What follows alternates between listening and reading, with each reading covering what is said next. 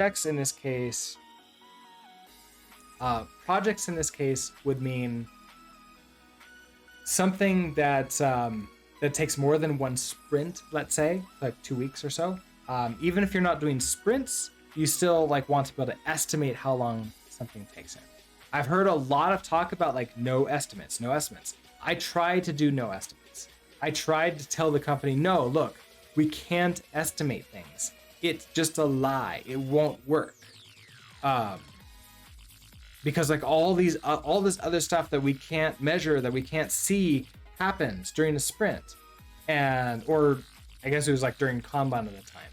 So like just stuff happens and we can't work on it, and we'll be like, it just will be a lie. Are you okay with it being a lie? And the response is, we can't plan. We can't like figure out the budget. We can't do other things. So the estimates, unfortunately, are necessary. They're necessary because the business does need to plan around things. That being said, and I think I have it down here, somewhere down here. No deadlines. Deadlines. What I discovered was the business tends to use deadlines, and I don't mean like just my business. Like every business I've been involved in tends to use deadlines as a way to have an estimate. So they'll say like, okay, estimate this thing, and then they'll turn that into a deadline because that makes it really easy for bookkeeping and for planning and everything else.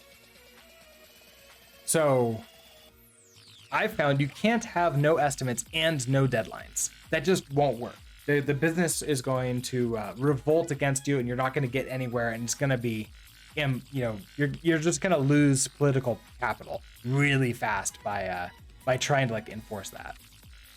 So instead, if you want to do no deadlines, you have to do a milestone system. So switch to a milestone system instead. Okay, so what is a milestone system? So let's take a project timeline, as it were. Okay, so we've got this, got a project timeline, let's say. We have here, we have like our start, nothing has been done. And then we have maybe, let's say, a fully sellable, like a V, let's call this like V1. V1, and it's like fully sale. So like fully sellable to like everyone. So ready for market.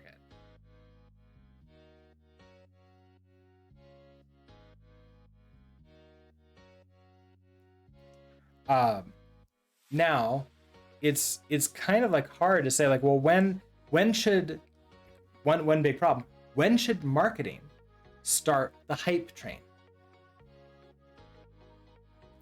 Now traditionally what would happen is the business, and by business I mean like the product team and the marketing team and maybe the sales team would get together in a meeting, oftentimes without engineering, and say, okay, well, this is our plan. We're going to be done by, let's say this, we estimate this is going to take 6 months. We estimate it's going to take 6 months because that will line up really well with with like some event that's happening, like a conference or like Christmas or like something else. Notice the problem here? That deadline is not created based upon anything in reality. That deadline is created based upon an external event that they want to hit. And then they're going to say, okay, well, based upon this, we're going to move backwards and say, okay, well then 4 months out at this time, we're going to start marketing. So we're going to do hype train. So start the hype.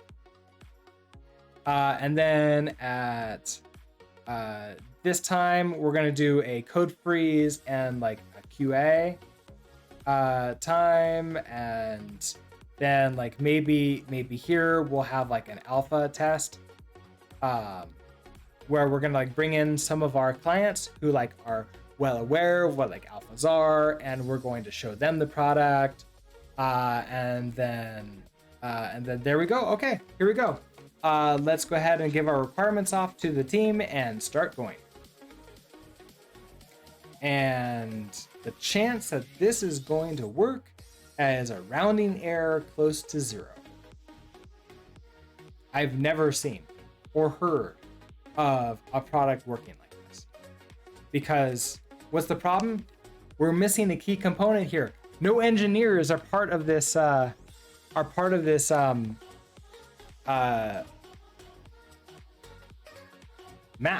this timeline. So doesn't work. That's the reason why deadlines don't work. Well, there's more reasons why deadlines don't work. I'll get into that a little bit later. Deadlines actually nefarious for like multiple reasons. Okay, so milestones would be us coming through and saying, okay, I'm gonna use not red because red is like a fairly negative color. It's like anger and like, okay, so in a milestone, we might say, okay, well, we have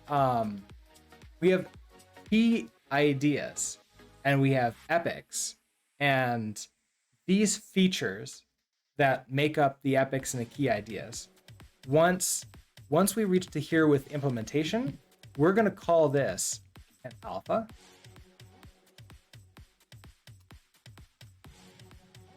An alpha. Then once we reach here, we're going to be a beta.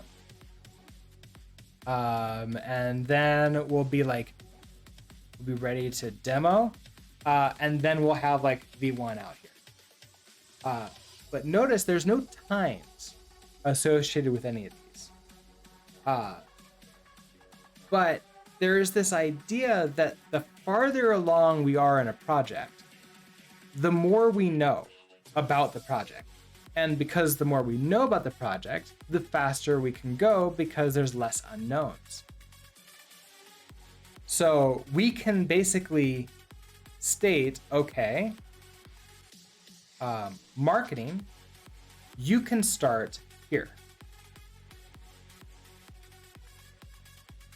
Marketing starts when the beta has been delivered and the beta is like, gets a thumbs up. So these are little gates that we have in here. And we don't know how long it's going to take to get there, but we're going to not start marketing until we have something that can be shown. Now, maybe this isn't great. The demo is what we actually want to like take to a conference or something else. But if we miss a conference because like, well, we just go past it, that like, well, we can take a beta. We can take like our marketing hype train. But if our goal as a company is to provide the best products for the clients, then we can't really aim for like some other client, which would be like a conference. This is a long-term strategy plan. It's something for, okay, once we're done with this, we'll start with the next one. This will be high quality, and we won't burn out our team, and we'll be able to make more over time with less, and we'll get better sales.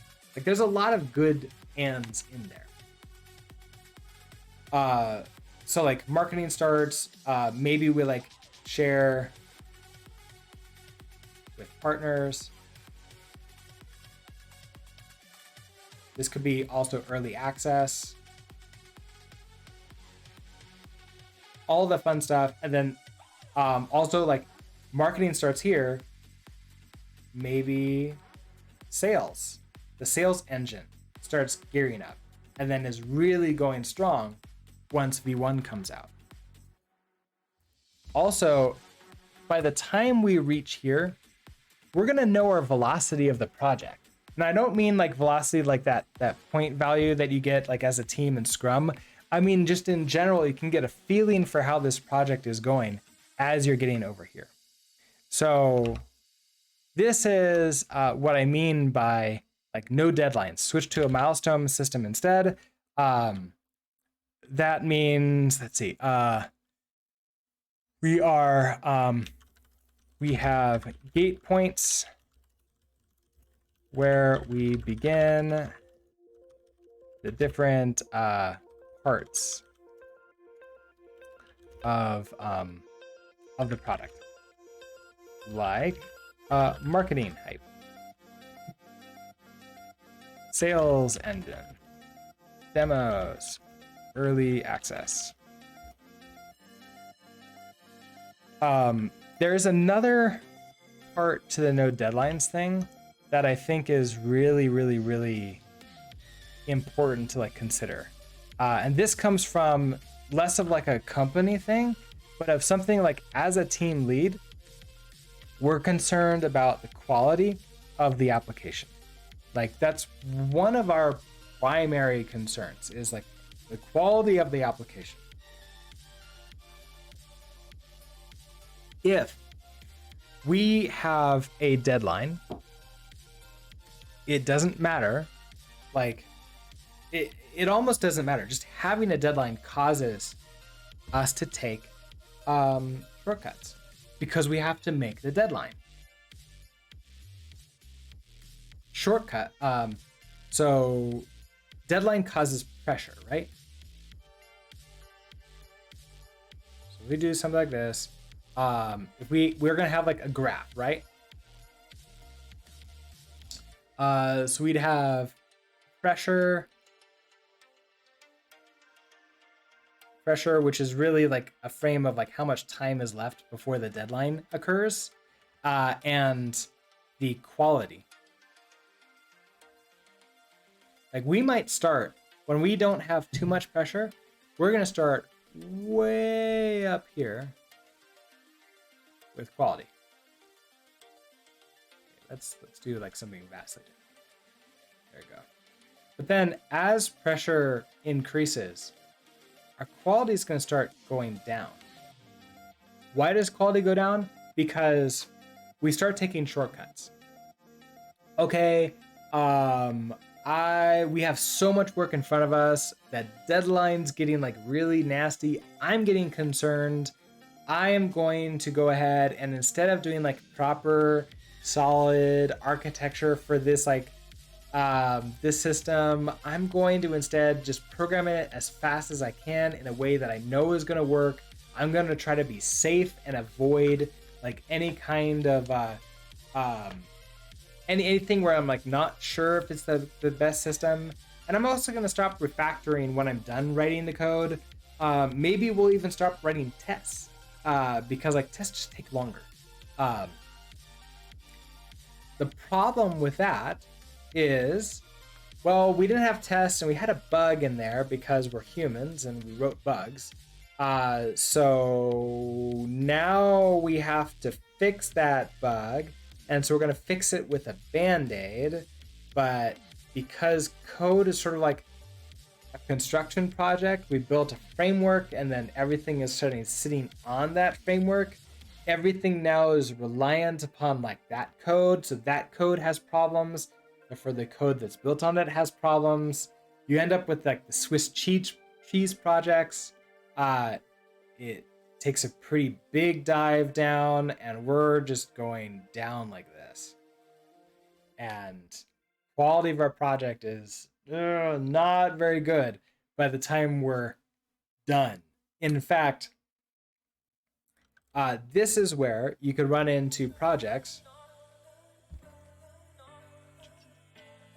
where's my timeline here, where you can reach the quote V1 and you've thrown away all like half the features that you had initially thought were V1 ready because, well, have to get it out there for the deadline.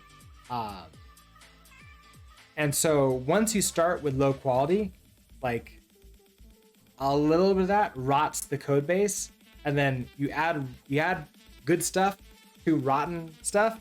It's sort of like moldy food. If you have like a piece of bread that's moldy, just throwing a bunch of fresh loaves of bread on top of the moldy bread is gonna just mold everything else that much faster. You've got to take it out, clean out the thing, get rid of all the moldy spores, and start over with that. Like, it's not 100% of the way over. You still have a bread box, but anything that was molded out needs to be removed. And like rebuilt right then. You wait until later and other things need to be rebuilt because that was, well, moldy. And one broken window leads to more broken windows. Yes, exactly, Chantilly. The broken window effect. Yeah, that's exactly it. And so this is where there's, like, even with this no deadline, there's going to be pressure because, like, there's always a deadline, which is how much money does your company have to survive and pay everyone.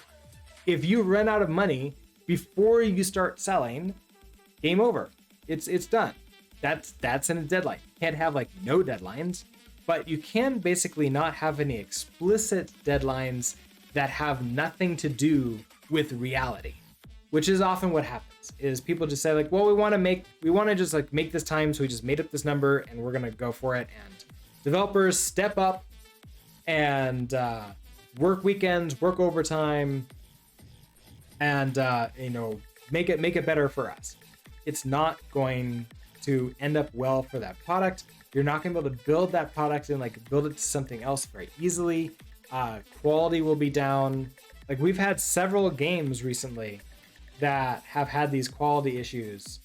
Some super high priority, and it's because of this. Because they didn't do a milestone system. Because they did the deadline system. So, the last part about deadline and quality is about tiredness and being tired when we're working. I really wish I had kept the link to this. My CTO and me have talked about this study, and we both read it at one point in time a very long time ago, and I don't remember where it is. But Microsoft has an entire like lab where they do scientific studies and like productivity, and some of them have been very interesting. I've lost the one that like I want to reread the most, but it's based on the idea that, let's say you start by doing all this work, right? So like your first sprint, let's say, is just this. Let's actually fill that in. Okay, great. But there's a deadline coming up, and so you start. The team is asked to do overwork, and by overwork I mean like they're now working when they're tired and they're not at their best mentally.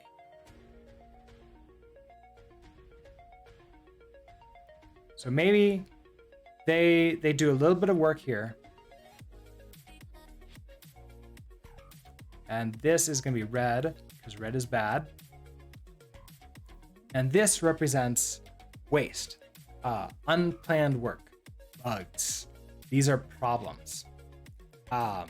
So what Microsoft found is that for every 1 hour of overwork, now I think they said 1 hour overwork that the team member did not want to work, but I have a personal feeling, and I don't have any data to back this up, that it's really just when you're tired, right? Like if you're working and you're tired, you're going to create, and this is like from Microsoft study, which I really wish that I had the proof, like the links to the study. So if anybody you listening to this knows the link to study, please link it in a comment or something. I would love to reread it.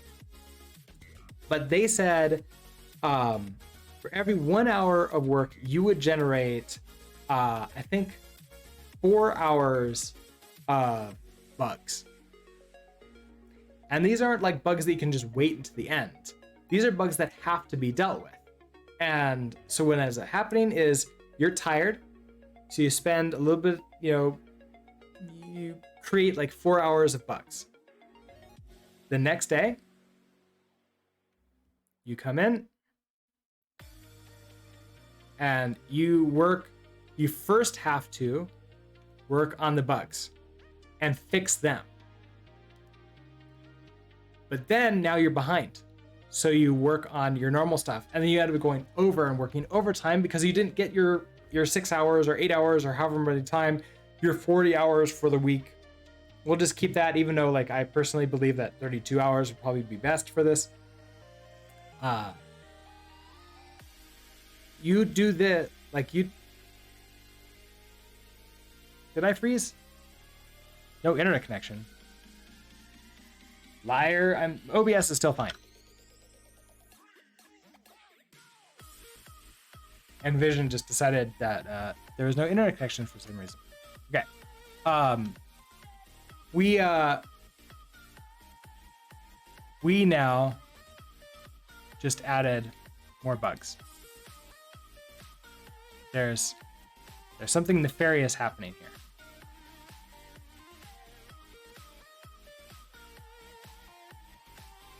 Pretty soon, your team is going to be doing more bug fixing than actual like work that provides towards the milestone, towards the like actual project. And what's really bad is eventually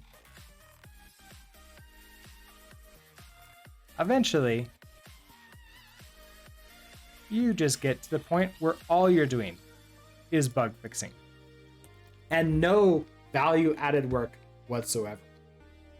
And that's this is now at a point where the project has failed. There's no way that it can be completed at all. Like it will never be shipped. Drastic changes need to happen. We need to prevent this from happening. So where do we look to like find this? Well, first of all, this is a direct, like this is what overwork and deadlines cause. Deadlines cause this because we have pressure, so we're going to work faster and we'll cause bugs by trying to work faster. I used to I was always told like slow down to speed up is just something that I noticed, and then I found out later that I think the military, the U.S. military, it's the Marines. I don't actually remember who maybe it's the Army. They state slow is smooth and smooth is fast as just an alternate way of speeding up. Like you will move faster over time if you go slow now.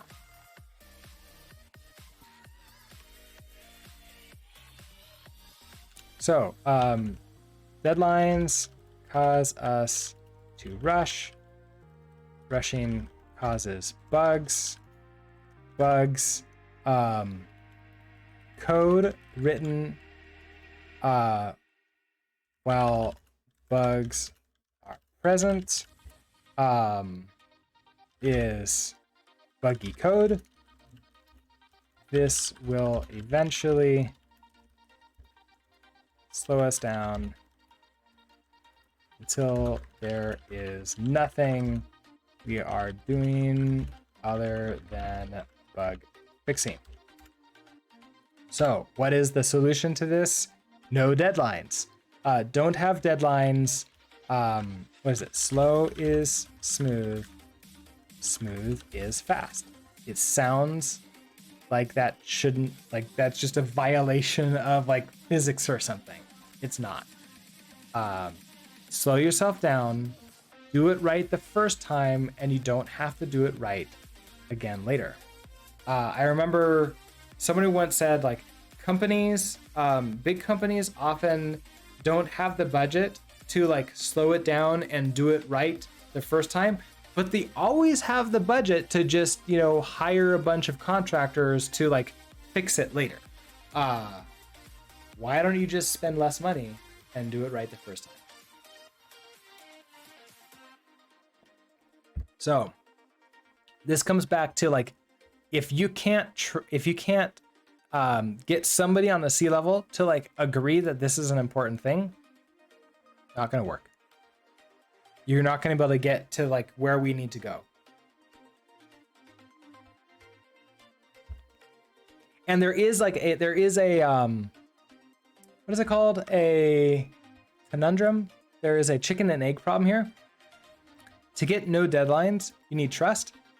To get trust, you need to like build things properly. And then to build things properly, you need no deadlines. So somebody has to trust somebody else. It's usually going to be that one person who's going to defend you on like the top upper levels, and you got to trust each other.